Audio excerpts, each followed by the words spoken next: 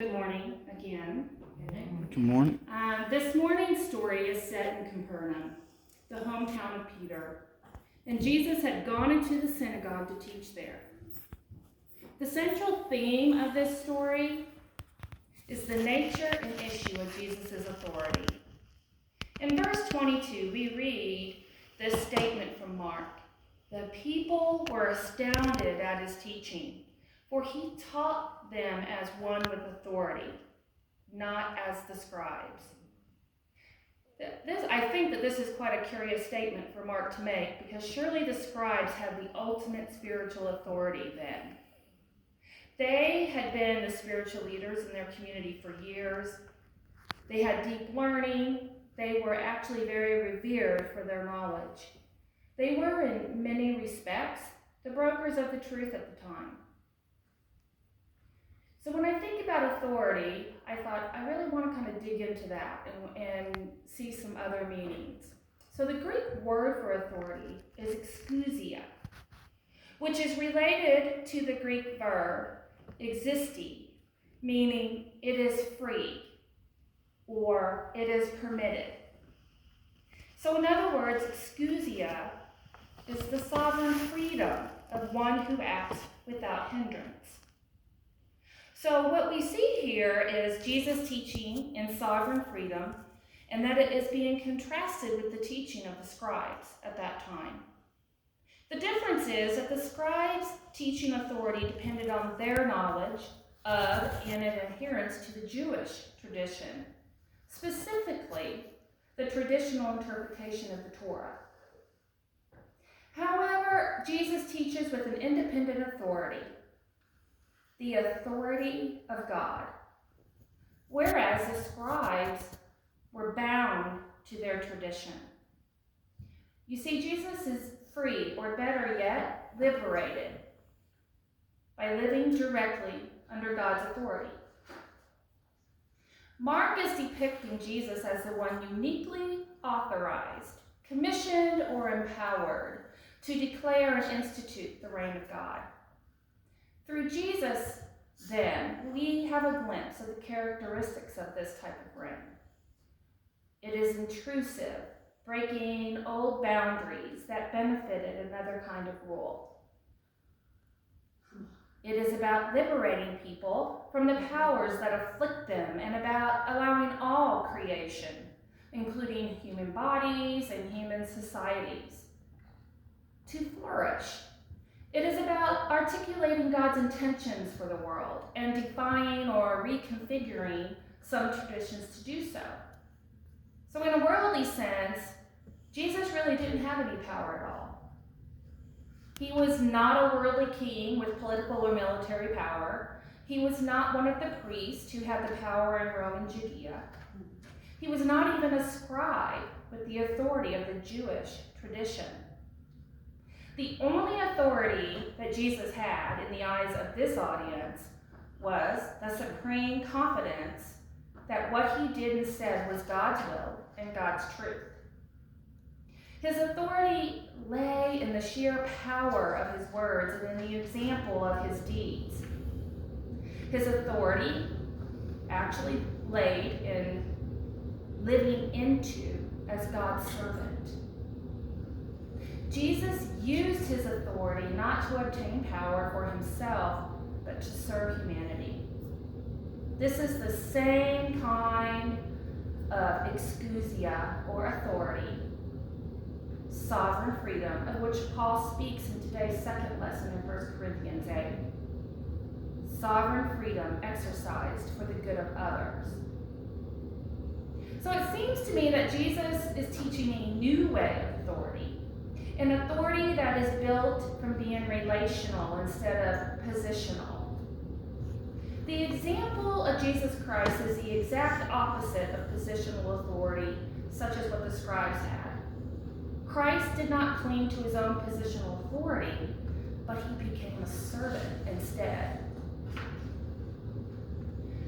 Relational authority is exhibited by leaders who have a heart of servanthood, who seek to be transparent with those that they lead, transparent about their mission and vision, transparent about their own failings and shortcomings, they seek to minister out of an unconditional love of others.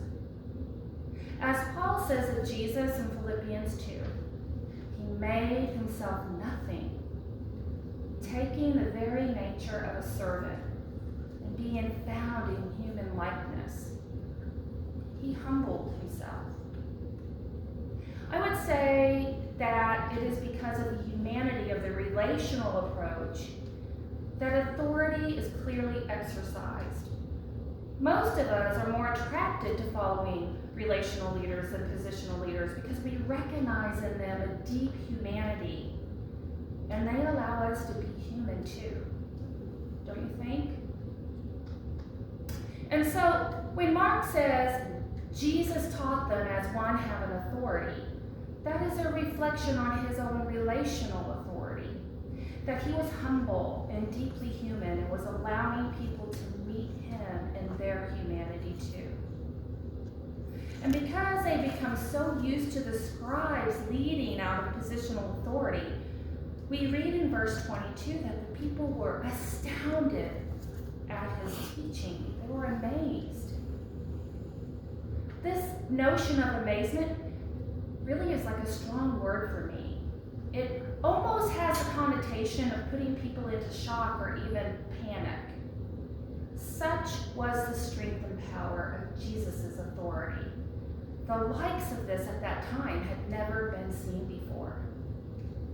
And so we really shouldn't be surprised as we go forward that even the evil spirits went into panic and shock. Verse 23 says, just then there was in their synagogue a man with an unclean spirit. He cried out, "What have you to do with us, Jesus of Nazareth? Have you come to destroy us? I know who you are, the Holy One of God."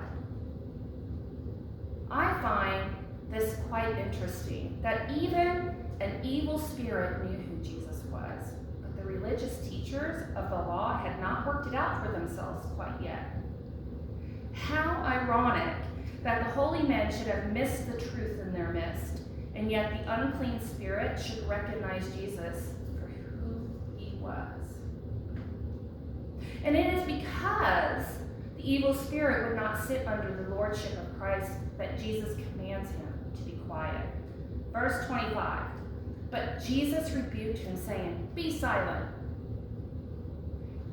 You see, Jesus is really not interested in our academic knowledge of who he is. He doesn't want us to speak about him purely only from our knowledge. What Jesus really wants is for us to speak out about him from a position of accepting his lordship. And not only in our minds, but in our hearts as well. And also for us to still find where we can be amazed by his authority. Where are we still amazed by Jesus' authority today? Does Jesus' teachings and deeds have potential to upend our assumptions about what is possible? Where can we see souls set free from destructive tendencies and powers that we thought were beyond anyone's control?